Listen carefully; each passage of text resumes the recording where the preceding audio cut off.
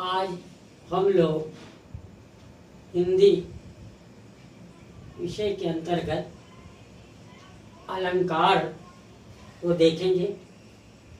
व्याकरण के अंतर्गत आज हम अलंकार के विषय में पूरी जानकारी लेंगे। तो सबसे पहले बच्चों अलंकार का अर्थ जान लीजिए। अलंकार शब्द अलम और कार शब्दों के मेल से बना है। अलंकार दो शब्दों से मिलकर के बना है। एक शब्द है अलम और दूसरा शब्द है कार। अलम का अर्थ है भूषित करना, सजाना, सुंदर बनाना। और कार दूसरा शब्द है यानी कृत, जिसका अर्थ है करने वाला, अर्थात अलंकृत करने वाला साधन ही अलंकार है। हिंदी साहित्य में अलंकार किसे कहते हैं? जो साधन अलंकृत करे, यानी जो सजा दे, सुंदर बना दे। ये कब संभव होता है? कविता में।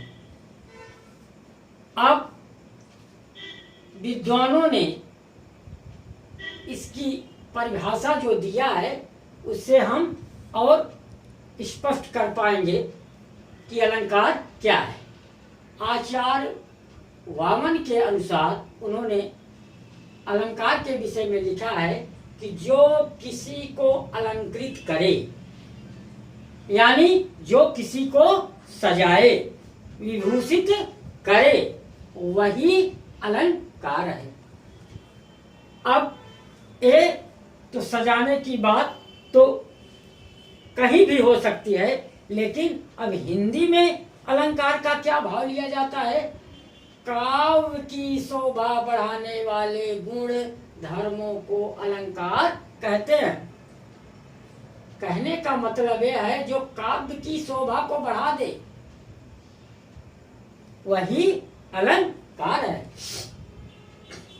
केशव दास के अनुसार भूषण बिन न विराजहि कविता वनिता मित्र, अर्थात आभूषण या अलंकार के बिना ना स्त्री सुंदर लगती है और ना कविता। कहने का मतलब कि केशव दास जी ने बहुत साफ कर दिया कि बिना सजावट के कोई स्त्री सुंदर नहीं लगती है। ठीक उसी प्रकार से कविता में यदि शब्दों के माध्यम से या अर्थों के माध्यम से सजावट लाई गई है, सुंदरता लाई गई है, तो उसे क्या कहेंगे? अलंकार कहेंगे। अब अलंकार के भेद जान लीजिए। अलंकार के दो भेद हैं। नंबर एक शब्दालंकार, नंबर दूसरा अर्थालंकार। जहाँ शब्दों के माध्यम से काव्य की पंक्तियों में सजावट लाई जाती है वहाँ शब्दालंकार होता है। जहाँ पर अर्थों के माध्यम से काव्य की शोभा बढ़ती है वहाँ अर्थालंकार होता है। अब नंबर एक आप देखिए शब्दालंकार। शब्दालंकार के 7 प्रकार होते हैं। कितने? 7, लेकिन प्रमुख 4 हैं। इनमें प्रमुख वो 4 कौन से हैं? अनुप्रास अलंकार, दूसरा यमक अलंकार, तीसरा श्लेष अलंकार, चौथा वक्रोक्ति अलंकार। ये मुख्य अलंकार हैं। बाकी आप 7 को जान लीजिए उनके नाम क्या हैं। तो 5वां है पुनरुक्ति अलंकार, छठा है पुनरुक्ता वदा भास अलंकार, 7वां है वीप्सा अलंकार। अब पहला जो प्रमुख अलंकार है शब्दालंकार के अंतर्गत वो अनुप्रास अलंकार है। अब अनुप्रास अलंकार के विषय में जानकारी ले लो।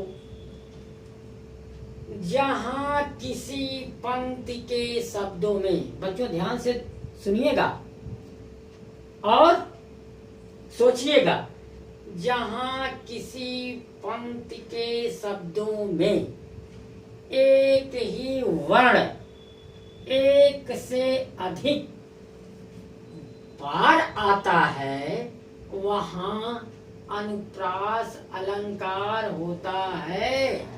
जैसे उदाहरण देख लीजिए, तारानी तनुजा तट तमाल तरवर बहु छाय। इस कविता की पंक्ति में तावर्ण की आवृत्ति, आवृत्ति का मतलब होता है बार बार, यहाँ पर तावर्ण बार बार आया है। तारानी तनुजा तट तमाल तरवर बहु छाय, तो ता वर्ण की बार बार आवृत्ति होने से यहाँ पर अनुप्रास अलंकार है। अब दूसरा यमक अलंकार, जो मुख्य अलंकार है उसको देख लीजिए।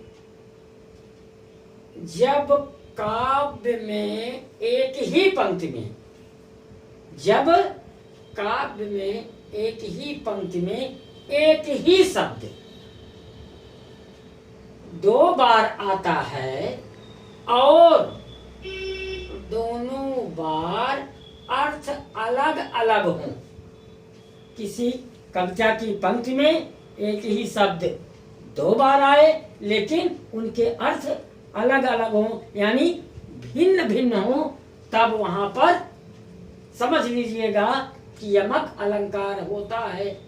जैसे कनक कनकते सौगुनी माँ धकता अधिकाय, वा खाए बौराय नर या पाए बौराय। पहली पंक्ति में देखिएगा, ध्यान दीजिएगा, कनक कनकते सौगुनी माँ धकता अधिकाय। इस पंक्ति में कनक शब्द दो बार आया है, लेकिन बच्चों दोनों के शब्द अलग अलग हैं, भिन्न भिन्न हैं। एक का अर्थ होता है कनक, कनक का एक अर्थ होता है धतूरा, और दूसरे कनक का अर्थ होता है सोना। अब इस कविता की पंक्ति का अर्थ समझ लीजिए, कनक कनकते सौगुनी माँ तकता अधिकाय, वा खाए बौराय न रो या पाए बौराय। कवि कहता है कि कनक कनकते सौगुनी, धतूरे का 100 गुना, कनक कनकते धतूरे का 100 गुना सोने में मादकता होती है। क्यों? वो इसलिए कि धतूरा खाने से नशा होता है, धतूरा खाने से नशा होता है, यानी उसको प्रयोग में लाने से व्यक्ति नशे में आता है। लेकिन सोना तो एक ऐसा नशा है कि उसको देखने से, उसको पाने से ही हो जाता है, धतूरे का 100 गुना।